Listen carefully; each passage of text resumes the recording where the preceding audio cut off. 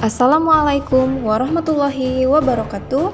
Saya Mulia Umiati, peserta Latsar CPNS 2021 Provinsi Kalimantan Selatan, golongan 3 angkatan 36, kelompok 4 dengan NDH 37.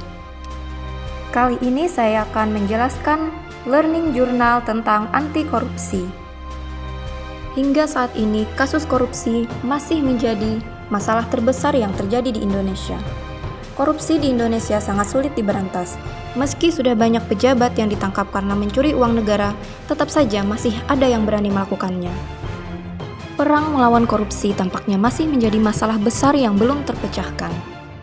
Dalam Undang-Undang Nomor 31 Tahun 1999 yang kemudian diperbaharui menjadi Undang-Undang Nomor 20 Tahun 2001. Korupsi adalah perbuatan untuk memperkaya diri sendiri atau korporasi yang dapat merugikan keuangan atau perekonomian negara. Korupsi berasal dari bahasa Latin corruptio dan corruptus, yang berarti kerusakan atau kebobrokan.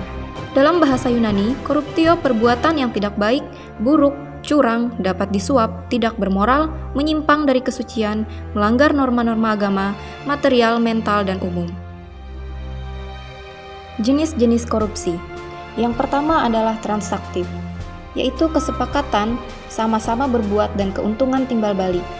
Yang kedua adalah ekstraaktif, yaitu salah satu pihak memaksa, pihak yang dipaksa aktif melakukan, tetapi yang memaksa tidak terlibat. Yang ketiga adalah investif, yaitu adanya penawaran barang dan jasa, keuntungan yang diharapkan di masa yang mendatang.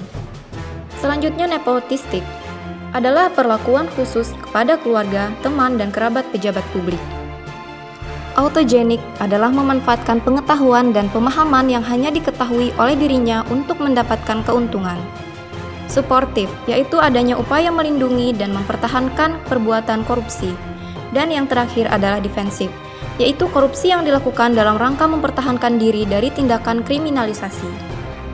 Berikut merupakan jenis-jenis korupsi yang berdasarkan pada Undang-Undang Nomor 31 Tahun 1999 yang kemudian diperbaharui menjadi Undang-Undang Nomor 20 Tahun 2001.